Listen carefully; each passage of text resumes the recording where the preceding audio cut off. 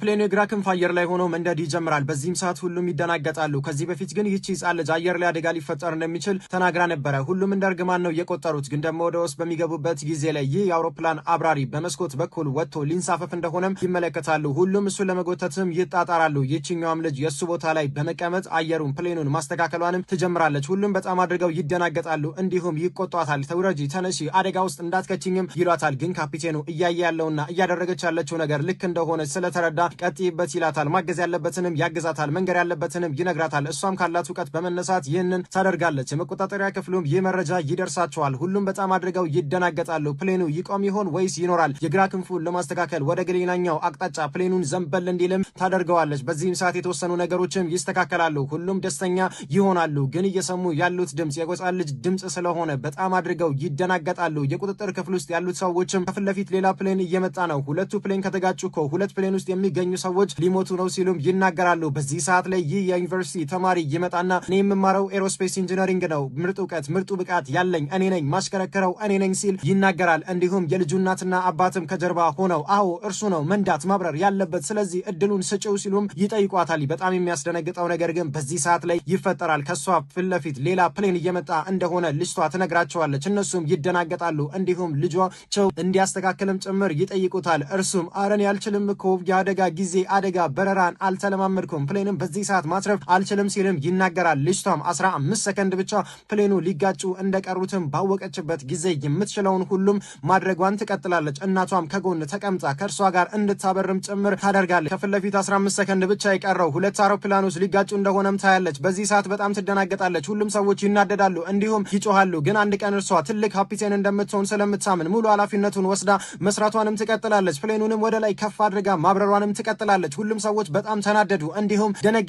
በቃ ተጋጭተዋል፣ ነገሩ አለቀ፣ ህይወታችን አበቃ ብለው ይናደዳሉ። ከመቶ በላይ ሰዎችም እንደሞተም ጭምር ያምናሉ። በዚህ ሰዓት ግን ፕሌኑ ወደ ታች አድርጎ መውረዱን ይጀምራል። በዚህ ሰዓት ላይ ጀግናኔ ካፒቴን ይላሉ። ግን እሱ አረኔ አይደለሁም የ9 ዓመቷ ካፒቴን ነች ይህንን ያደረገችው ሲልም ይናገራል። እንዲሁም ሰዎቹም ይደናገጣሉ። የአየር መንገዱ ስራ አስኪያጅም ይህ መረጃ ይደርሰዋል። ይቺ በክፍለ ዘመን አንዴ የምትገኝ ጀግና ነች፣ ልችን ልጅ ልናመሰግናት ፕሮግራም ልናዘጋጅ ይገባል ሲል ትእዛዙን ያስተላልፋል። ይህ ትእዛዝ ተሳልፎ ሳያቅን ያ ካፒቴን እንዲህ ሲል ይነግራታል። አንቺ ትልቅ ካፒቴን የምትሆኚ ሴት ነች፣ አንድ ቀን ይሳካል ሲልም ይነግራታል። በዚህ ሰዓት ግን አንድ ክስተት ይፈጠራል። የኤሌክትሪክ ሲስተሙ ይቅጠፋል፣ መቃጠልም ይጀምራል። ይህ ብቻ ግን አልነበረም። መብረቅ በመጮሁ ምክንያት ሙሉ በሙሉ ከቴክኒክ ባለሙያዎች ጋር ያለው ትስስር ይቋረጣል። እንዲሁም የፕሌኑ ካፒቴንም ከባድ አደጋ ውስጥ ይገባል። ራሱን ሊሰትም ጭምር ይቃረባል። እሷም ችግር የለም ይህንን ፕሌን ባህር ላይ አሳርፈን ሁሉንም ሰው እናተርፋለን ስትልም ትናገራለች። የ9 ዓመቷ ካፒቴን ባለችበት ሰዓት ላይ ይህ ልጅ ከእንቅልፉ ይነቃል። አሃ ማስቆም አለብኝ ይላል። እናትና አባቱም አዎ ማስቆም አለብኝ ይሉትና ወደ ፊት ለፊትም ይመጣሉ። የእርሷን እናትና የ9 ዓመቷን ካፒቴን ሙሉ በሙሉ ከዛ ቦታ ላይ ለማስነሳት መጎተታቸውን ይጀምራሉ። የፕሌኑ ካፒቴን እንዲያቆሙ ቢነግራቸውም እነሱ ግን ሊሰሙ ፈቃደኛ አልነበሩም። በዚህ ሰው የተናደደው የፕሌኑ ካፒቴን ሙሉ በሙሉ ራሱን ይስታል። እነሱም ተመልሰው ወደ መቀመጫ ቦታቸውም ይሄዳሉ። እርሱን ማዳን አለብሽ፣ ምክንያቱም እኛ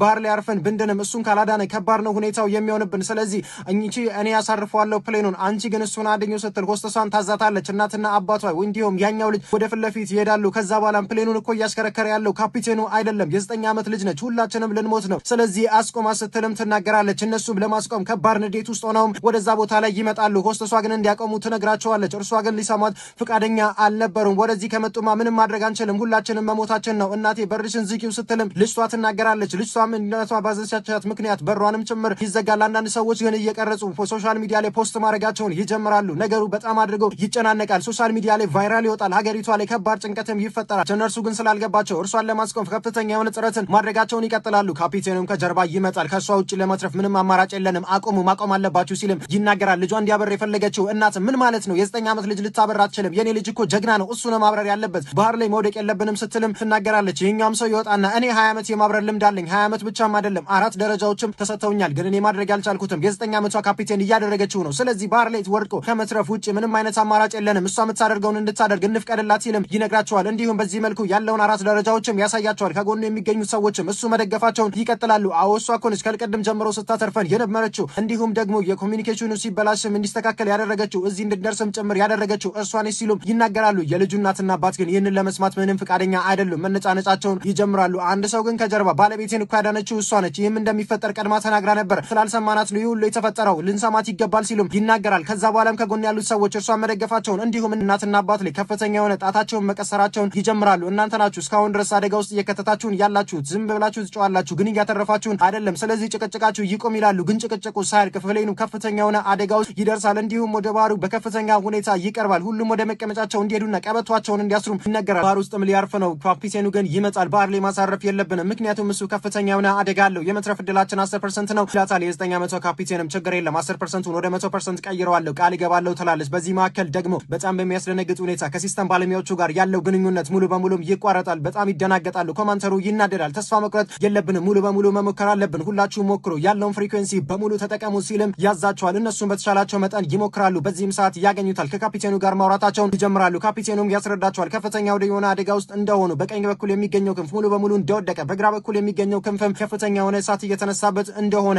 እንዲሁም ኢንጂኑም እየተበላሸ እንደሆነም ጭምር ያስረዳቸዋል። ስለዚህ ማረፍ አለብንም ይላቸዋል። እነሱም በጣም ድንጋጤ ውስጥ ይገባሉ። ግን ደግሞ እኮ 200 ኪሎ ሜትር ማብረር ብትችሉ አየር መንገድ አለ፣ እዛ ላይ ማረፍ ትችላላችሁ፣ ባህር ላይ ማሳረፍ ከባድ ነው ሲሉም ይነግሯቸዋል። እነርሱም በፍጹም ማድረግ አንችልም፣ ያለን ነዳጅ 200 ኪሎ ሜትር ሊያስጉዘን አይችልም ሲሉም ይናገራሉ። ሁሉም ከፍተኛ የሆነ ድንጋጤ ውስጥ በሚገቡበት ጊዜ 3 አማራጮች እንዳሉም ትናገራለች። የመጀመሪያው አማራጭ ፕሌኑ ባህር ላይ የሚያርፍ ከሆነ ጀርባና ሄሊኮፕተር መጥተው ሰዎቹን ያወጧቸዋል። ሁለተኛው አማራጭ ፕሌኑ ወደ ውስጥ የሚሰምጥም ከሆነ ሰርባጅ መርከቦች ይመጡና ሰዎቹን ያደኗቸዋል። ሶስተኛው አማራጭ ደግሞ ፕሌኑ የሚከፈልና ወደ ውስጥ የሚሰምጥ ከሆነ በጣም ጥልቅ የሆኑ ምርመራ ውስጥ ተደርገው መፍትሄ ይፈልጋል በምትልበት ጊዜ ፖሊሶች ወደ አካባቢው ተልከዋል። እየመጡም ይገኛሉ። የእሳት አደጋ ባለሙያዎችም ወደ አካባቢው በመድረስ ላይ ይገኛሉ።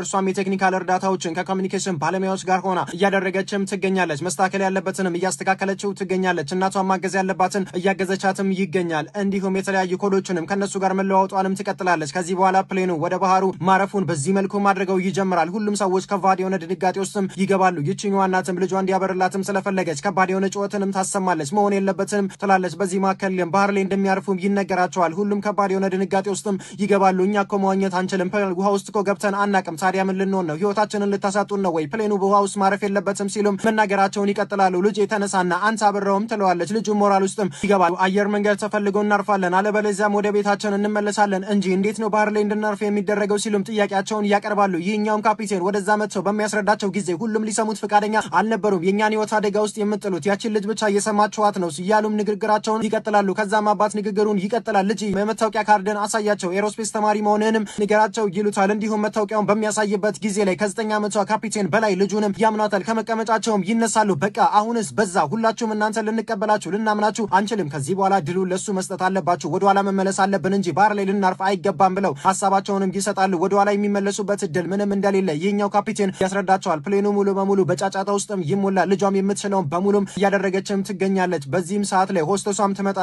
እንዲህ ትላቸዋለች። እኔም እንደናንተ አስብ ነበር፣ ግን ልጅቷ ቅድም ከሌላ አውሮፕላን ጋር ልንጋጭ በምንልበት ጊዜ ላይ ያተረፈችኝ እሷ ነች። ምናልባት ይህ ድል ነው ካላችሁ 2-3 ጊዜም ከባባድ አደጋዎች በሚፈጠሩበት ጊዜ ያተረፈችን እሷ ነች። ስለዚህ እሷን ብትሰሟት የተሻለ ይሆናል፣ የተሻለ ውጤትም ይመጣል ብላም ታስረዳቸዋለች። እንዲሁም ቃልም ጭምር ትገባላቸዋለች። እነሱም በሙሉ ቃልም ጭምር ይገቡላቸዋል። በዚህም መልኩ አድርገን ባህር ላይ እናርፋለን፣ ሁላችሁንም እናተርፋቸዋለን፣ እኛም ጭምር እንተርፋለን ይሉና የካቢን ክሪው አባላቶቹም ይናገራሉ። ምን ይፈጠራል የሚለው በኋላ የምናየው ይሆናል። ግን ደግሞ ፕሌኑ በዚህ መልኩ ወደታችም እየወረደ ይገኛል። ትንሿ ካፒቴን አሁን ወደ መጨረሻ የተቃበረበች ይመስላል። የበረራ ባለሙያዎችም ህዝቡ እንዲረጋጋም ይነግሩታል። ህዝቡም ለመረጋጋት ፈቃደኛም ይሆንላቸዋል። እንዲሁም እየተረጋጉ ሁሉም ወደ መቀመጫቸውም ይሄዳሉ፣ እንዲሁም ይቀመጣሉ። ይችኛዋ ሴት ግን አልረጋጋም ትላለች። ግን እንድትቀመጥ ያደርጓታል፣ ጎትተውም ያስቀምጧታል። ምንም አማራጭም አልነበራትም። የካቢን ክሩ ባለሙያዎችም አሁን ተረጋግተው መፍትሄ መፈለጋቸውን ይጀምራሉ። እርስ በርሳቸውም ይመካከራሉ፣ አየር ያስገባሉ፣ ያስወጣሉ፣ እንዲሁም ይተነፍሳሉ። ራሳቸውን አረጋግተዋል። ከዚህ በኋላ ቀጣዩ ስቴፕ የሚሆነው ለአደጋ መከላከያ የሚሆነውን ጃኬት ማድረግ ነው ይሉና ሁሉም ጃኬቱን እያመጡ ለሁሉም ሰዎች እንዲበተንም ጭምር